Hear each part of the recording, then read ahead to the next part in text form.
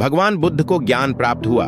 जब लोगों को पता चला कि बुद्ध को ज्ञान प्राप्त हुआ है, तो लोग यह जानना चाहते थे कि बुद्ध को क्या ज्ञान प्राप्त हुआ है।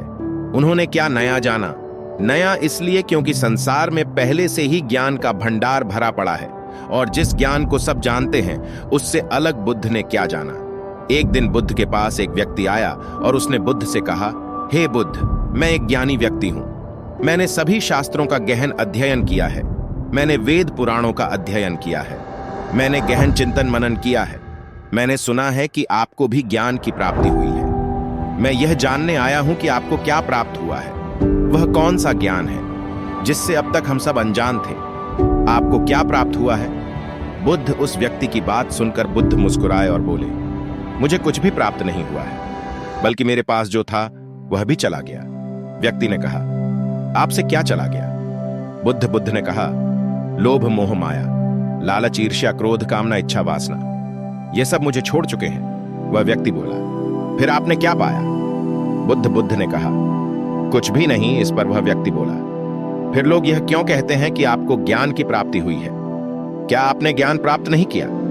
बुद्ध मुस्कुराए और बोले, मैंने ज्ञान प्राप्त नहीं किया। ज्ञान तो सर्वत्र है, कण कण में व्यक्तिगत नहीं है। मैंने तो केवल अपना अज्ञान खो दिया है। अज्ञान खोने के बाद क्या बचता है? व्यक्ति बोला, अज्ञान ना होने पर तो सिर्फ ज्ञान ही बचता है। बुद्ध ने कहा, जब ज्ञान और अज्ञान दोनों ही ना बचे तब क्या बचेगा? वह व्यक्ति बुद्ध के चरणों में गिर पड़ा और बोला, हे बुद्ध, इस स्थिति के बारे में तो मैंने कभी विचार ही नहीं किया। बुद्ध कहते हैं, मेरे पास जो कुछ भी था मैंने सब खो दिया। सब छूट जाने के बाद मुझे पता चला कि जिन चीजों से प्रेम कर रहा था, जिन चीजों को मैं पाना चाहता था, वह सत्य ही नहीं थी। फिर वह सत्य क्या था जिसे बुद्ध ने प्राप्त किया? बुद्ध कहते हैं कि मैंने सब कुछ खो दिया, तब मुझे ज्ञान दिखाई पड़ा, लेकिन इसके विपरीत हम सब कुछ पाना चाहते हैं। बुद्ध खोने की बात करते हैं और हम पाने की बात करते हैं। हम ध्यान करते हैं ज्ञान प्राप्ति के लिए, लेकिन क्या हम स्वयं को अज्ञानी मानने के लिए तैयार हैं? क्योंकि जो ज्ञानी है उसे ज्ञान प्राप्त करने की क्या जरूरत है, क्योंकि वह तो पहले से ही ज्ञानी है। और एक समस्या यह भी है कि हम अपने आप को ज्ञानी मानते हैं और ज्ञान भी प्राप्त करना चाहते हैं। भला यह कैसे संभव है? क्योंकि ज्ञान तो उसे ही हासिल हो सकता है जो अज्ञानी हो। पहले तो हम यही नहीं समझ पाते कि ज्ञान क्या है और अज्ञान क्या है। ध्यान से समझने का प्रयास करोगे तो पाओगे कि जिसे हम ज्ञान समझ रहे हैं वह अज्ञान ही है। हमारा ज्ञान ही हमारा अज्ञान है। उदाहरण के लिए हमारा ज्ञान कहता है कि हम श्वास लेते हैं और जीवित रहते हैं, लेकिन अगर ध्यान से देखोगे और विचार करोगे तो पता चलेगा कि हम कभी श्वास नहीं लेते। श्वास स्वतः ही चलती है, क्योंकि अगर हम श्वास ले सकते और बंद कर सकते तब हम कभी भी श्वास को बंद कर सकते थे और शुरू कर सकते थे। फिर कोई भी व्यक्ति मुर्दा ना होता। अगर मुर्दा होता तो मुर्दे भी सांस ले रहे होते। तब यह हमारा ज्ञान ही है जो कहता है कि हम सांस लेते हैं।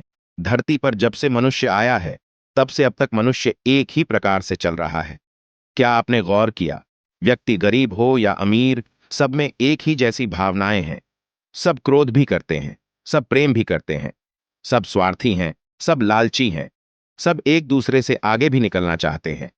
इतिहास में बहुत बड़े बड़े राजा और सम्राट हुए जिन्होंने अपनी इज्जत बनाने और बचाने के लिए बहुत कुछ नष्ट किया, बर्बाद किया।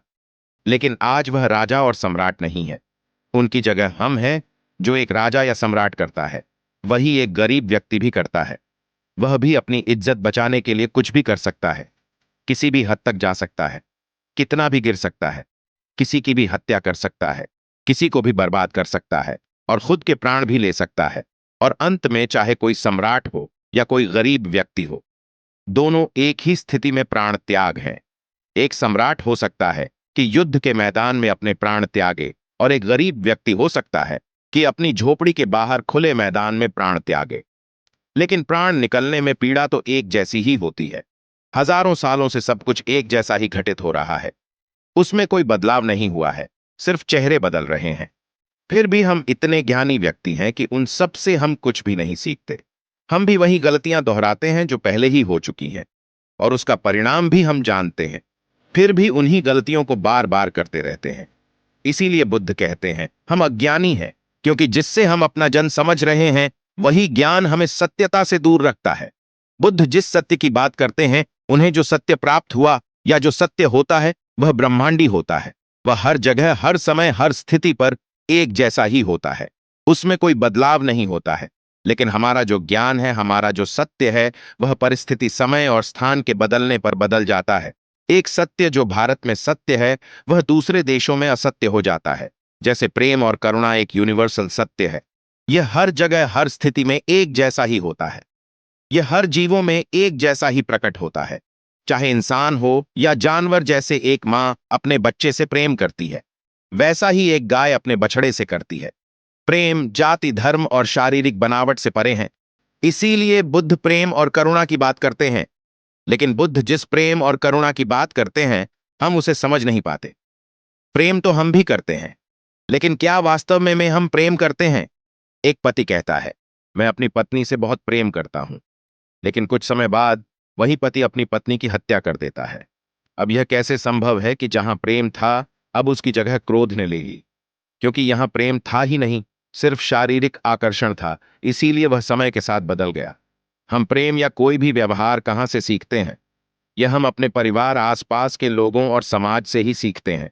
हमारी बुद्धि हमारे विचारों से ही निर्मित होती है। लेकिन हमारे आसपास के माहौल से ऐसे विचार हमारे अंदर डाले जा रहे हैं, जिससे हमारी बुद्धि और समझ का पतन होता जा रहा है, वह विकृत होती जा रही है। प्रेम एक स्वाभाविक प्रक्रिया है, जो स्वयं प्रकृति की देन है, और यह प्रकृति का एक हिस्सा भी है।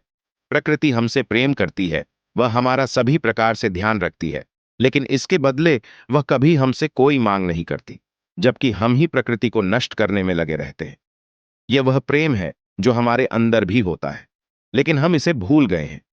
जिस प्रेम को हम जानते हैं और प्रेम समझते आ रहे हैं, वह बनावटी है। वह स्वार्थ पर टिका हुआ है। उसे हमने बाहर से, यानी अपने समाज और आसपास के लोगों से सीखा है। समाज में जैसा दिखाया जाता है, हम बिल्कुल वैसा ही करना चाहते हैं, वैसा ही बनना चाहते हैं। हम वैसा ही प्रेम भी करना चाहते हैं। हम हर चीज में समाज की नकल करना चाहते हैं। हम अच्छा दिखना चाहते हैं। लोग हमें देखें तो कहें कि देखो कितना प्रेम है। इनमें वास्तव में जो जो सत्य है, वह बहुत दूर नहीं है, बिल्कुल हमारे नजदीक ही है। वह हमारे ही अंदर है।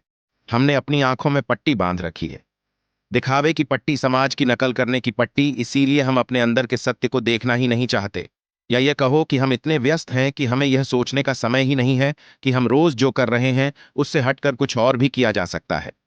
अपनी सामाजिक बुद्धि को छोड़ दें। जो समाज ने सिखाया है, उसे कुछ समय के लिए भूल जाएं और को समझे, खुद को जानने का प्रयास करें। आपके सबसे करीब आप खुद ही हैं। आपसे ज्यादा आपके करीब और कोई हो ही नहीं सकता।